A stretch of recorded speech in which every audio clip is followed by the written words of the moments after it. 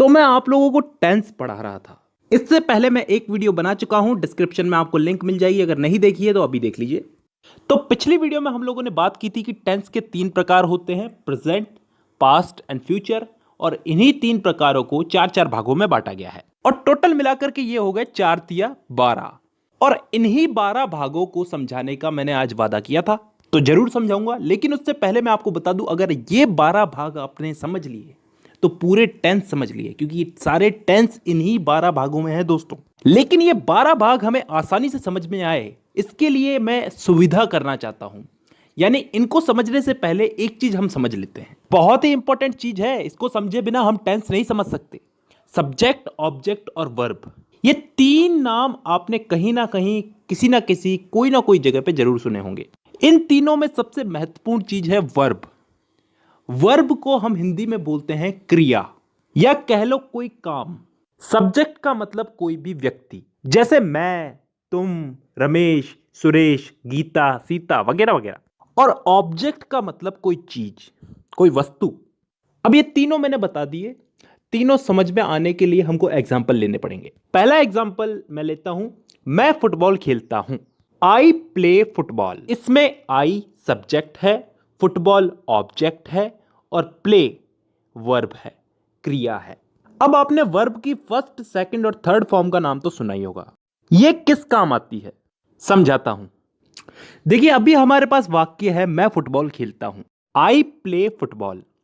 इसमें प्ले जो है ये वर्ब है और प्ले वर्ब की फर्स्ट फॉर्म है। अब मान लो इसी की जगह हमारे पास वाक्य होता कि मैं फुटबॉल खेलता था, तो ये फर्स्ट फॉर्म जो है वर्ब की, ये बदल जाती सेकंड फॉर्म में, यानी कि प्ले की जगह प्लेड हो जाता, आई प्लेड फुटबॉल। यहां पे सब्जेक्ट चेंज नहीं हुआ, ऑब्जेक्ट चेंज नहीं हुआ, सिर्फ वर्ब की फॉर्म चेंज हुई। फर्स्ट फॉर्म से वर्ब की सेकंड फॉर्म हो गई, प्ले बन गया प्लेड। तो आई प्लेड फुटबॉल, मैं फुटबॉल खेलता था। तो दोस्तों यहां पे सब्जेक्ट, ऑब्जेक्ट और वर्ब क्लियर है। सब्जेक्ट किसी व्यक्ति को बोलते हैं, ऑब्जेक्ट किसी चीज को बोलते हैं और वर्ब जो वो काम कर रहा है उसे बोलते हैं। अब हम चलते हैं हमारे उन टेंस के 12 भागों पे, जिन्हें समझने से हमें टेंस समझ में आएंगे। और इन सबको मैं एग्जाम्पल दे दे के समझाऊंगा। तो एग्जाम्पल्स को समझने के लिए सब्जेक्ट ऑब्जेक्ट समझना जरूरी था। तो अब शुरू करते हैं इन 12 भागों को समझना। अब यार पहले तो ये इंडेफिनेट वाले समझ लेते हैं, प्रेजेंट इंडेफिनेट, पास्ट इंडेफिनेट और फ्यूचर इंडेफिनेट।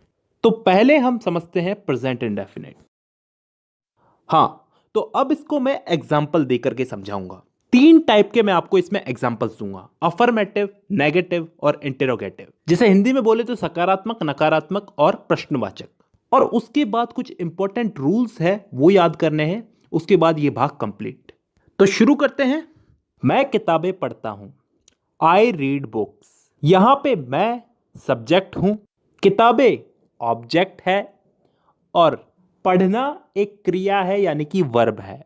तो सब्जेक्ट आई, पढ़ने का रीड वर्ब रीड और object books, I read books. चलिए इसी को नेगेटिव में बनाते हैं। मैं किताबें नहीं पढ़ता हूं, I do not read books. यहां पे ये डू नॉट क्यों आया ये मैं बाद में समझाऊंगा, लेकिन अभी इतना समझो कि यहां पे आई वही सब्जेक्ट, रीड वर्ब और किताबें बुक्स ये ऑब्जेक्ट। इसी का हम लोग एक इंटरोगेटिव एग्जांपल लेते हैं। इंटरोगेटिव यानी कि प्रश्नवाचक। क्या मैं किताबें पढ़ता हूं, डू आई रीड बुक्स। चलिए अब यहीं से ही हम लोग नियम चालू करते हैं। सबसे पहला नियम ये कि यहां पे डू पहले क्यों आया। तो दोस्तों कोई भी वाक्य अगर क्या, कब, कहां, कैसे, क्यों इन शब्दों से चालू होता है तो सब्जेक्ट के पहले, मतलब यहां पे सब्जेक्ट आई है यानी कि मैं हूं, तो इस आई के पहले डू या फिर डज का प्रयोग किया जाएगा। लेकिन यहां पे डू का प्रयोग ही क्यों किया गया, डज का प्रयोग भी किया जा सकता था। तो मैं आपको बता दूं, डज का प्रयोग सिंगुलर सब्जेक्ट के आगे किया जाता है, यानी कि एक वचन। यहीं पे इसी से ही हमारा दूसरा नियम भी निकलता है। मैंने आपको बताया था यहां पे डू नॉट क्यों आया, ये मैं आपको बाद में बताऊंगा, तो अब बताता हूं। देखिए यहां पे अगर आई की जगह कोई सिंगुलर नाउन होता, ही, शी, इट वगैरह, तो यहां पे डज नॉट का प्रयोग होता। और क्योंकि आई एक प्लूरल नाउन है तो इसके साथ डू नॉट का प्रयोग होगा। अब इस आई रीड बुक्स वाले सिंपल सेंटेंस को क्यों छोड़े, इसके साथ भी एक छोटा सा नियम है।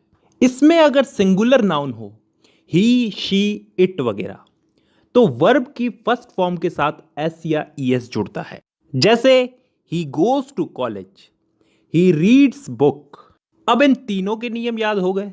अब लास्ट दो रूल्स याद करने रह गए इसमें। सिंपल सिंपल से ही है, समझ में आ जाएंगे। देखिए, कभी भी कोई वाक्य हु, WHO, हु से प्रारंभ होता है तो उसके साथ कभी भी डू और डज का प्रयोग नहीं होता। उदाहरण के लिए, who goes to college, college कौन जाता है। एक और उदाहरण लेते हैं, हु मेक्स अ नॉइज, शोर कौन मचाता है। तो यहां पे हमने डू और डज का प्रयोग नहीं किया। अब एक लास्ट नियम और याद कर लो, कभी भी डू और डज वाक्य में कभी भी डू और डज हेल्पिंग वर्ब के रूप में यूज होता है तो मेन वर्ब के साथ एस या ईएस हटा दिया जाता है। भाई मेन वर्ब तो काम करना ही हो गया, खाता हूं, जाता हूं, पहनता हूं, नहाता हूं वगैरह वगैरह, और ये डू और डज तो हेल्पिंग वर्ब है ना, तो इनके लगने पे एस या ईएस हट जाएगा। अब चलते हैं हम पास्ट इंडेफिनेट पे।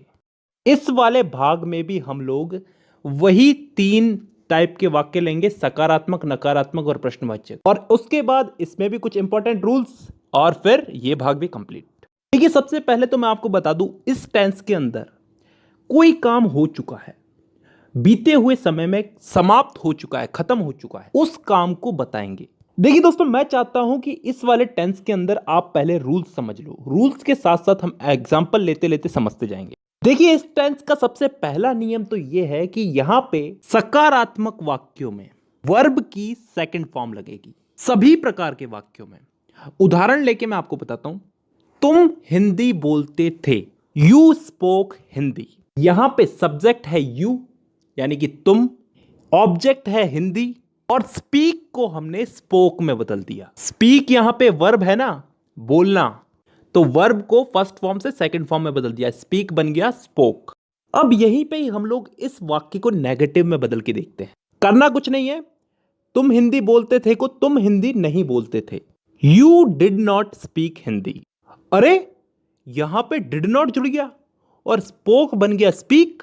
हां, यही तो नियम है, नेगेटिव सेंटेंस में सब्जेक्ट के साथ में डिड नॉट जुड़ता है, कैसा भी सब्जेक्ट हो, सिंगुलर हो या फिर प्लूरल हो, और डिड नॉट लग गया तो फिर वर्ब की सेकंड फॉर्म हो जाएगी फर्स्ट फॉर्म, स्पोक बन जाएगा वापस से स्पीक।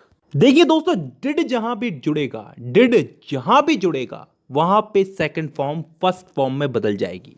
अब इसी को ही हम इंट्रोगेटिव में बदल के देखते हैं, यानी कि प्रश्नवाचक में बदल के देखते हैं। तो कैसे बोलेंगे इसको, क्या तुम हिंदी बोलते थे, डिड यू स्पीक हिंदी। तो दोस्तों, अब यहां पे डिड पहले आ चुका है। प्रेजेंट इंडेफिनेट में हम लोग डू डज का प्रयोग कर रहे थे प्रश्नवाचक वाक्यों में, पहले हम डू डज ही तो लगा रहे थे ना, यहां पे हम डिड से वाक्य प्रारंभ करेंगे। डिड यू स्पीक हिंदी, और स्पीक यानी कि वर्ब की फर्स्ट फॉर्म, स्पोक नहीं है, यहां पे स्पीक है, तो स्पीक यहां पे इसलिए आया है क्योंकि डिड लग गया यहां पे, और डिड जहां भी लगेगा वहां पे वर्ब की फर्स्ट फॉर्म आएगी ही आएगी। ठीक है, ये तीनों वाक्यों में तीनों के नियम याद हो गए। अब एक लास्ट नियम और याद कर लो, पिछले वाला ही है, हु, WHO, हु से प्रारंभ होने वाले वाक्यों में डिड का प्रयोग नहीं करते। उदाहरण के लिए, कॉलेज कौन गया, हु वेंट टू कॉलेज, यहां पे डिड नहीं आया ना, और डिड नहीं आया तो वर्ब की फर्स्ट फॉर्म तो सेकंड फॉर्म में बदलेगी।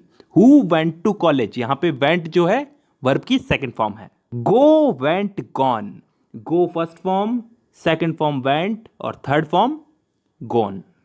अब हमारा ये भाग भी कंप्लीट हो गया। अब हम चलते हैं अगले भाग में, यानी कि फ्यूचर इंडेफिनिट टेंस में। इसमें भी वही 3 टाइप के वाक्य, अफर्मेटिव, नेगेटिव और इंट्रोगेटिव, उसके बाद कुछ इंपॉर्टेंट रूल्स, और फिर आज की क्लास की छुट्टी। तो शुरू करते हैं। देखिए, इस वाले टेंस में भविष्य में होने वाले किसी भी काम, कोई सा भी काम हो, उसके लिए इस टेंस का उपयोग करते हैं। जैसे मैं अफर्मेटिव सेंटेंस में एक एग्जांपल लेता हूं, आप हिंदी बोलेंगे, यू विल स्पीक हिंदी। यहां पे विल लग जाएगा, विल, ठीक है। इसके साथ वर्ब की फर्स्ट फॉर्म लगेगी। देखिए यहां पे मैंने स्पीक बोला है, स्पोक नहीं बोला, तो बस इतना याद रखना है। देखिए शैल और विल का उपयोग होता था पहले, लेकिन अब ये लफड़ा नहीं है, तो आप सिर्फ विल ही याद रखो, हर वाक्य में विल ही लगेगा। अब इसी को ही हम नेगेटिव में लेते हैं, आप हिंदी नहीं बोलेंगे, you will not speak Hindi. यहां पे कुछ फर्क दिखा आपको? यहां पे बस नॉट शब्द जुड़ा है। नॉट शब्द कहां जुड़ा है? विल के बाद और वर्ब से पहले। वर्ब क्या है हमारी यहां पे? स्पीक। काम तो स्पीक तो बोलना ही कर रहे हैं ना, तो वर्ब से पहले नॉट लग गया, विल के बाद नॉट लगा है। अब एक इंट्रोगेटिव एग्जांपल लेते हैं, क्या तुम हिंदी बोलोगे? Will you speak Hindi? यहां पे क्या हुआ है? कुछ फर्क दिख रहा है? विल जो है ये आगे आ चुका है। इंट्रोगेटिव सेंटेंस में विल को सब्जेक्ट के आगे यूज करते हैं, बस इसके अलावा कोई और रूल याद नहीं रखना। तो दोस्तों आज की वीडियो में हम लोगों ने इंडेफिनेट को कंप्लीट समझ लिया। आज की वीडियो में हमने प्रेजेंट इंडेफिनेट, पास्ट इंडेफिनेट और फ्यूचर इंडेफिनेट समझ लिए हैं। अगली वीडियो में मैं आपको प्रेजेंट कंटिन्यूस, पास्ट कंटिन्यूस और फ्यूचर कंटिन्यूस ये तीनों समझाऊंगा। तो दोस्तों आज की वीडियो में बस इतना ही। मुलाकात होगी आपसे अगली वीडियो में, तब तक के लिए धन्यवाद।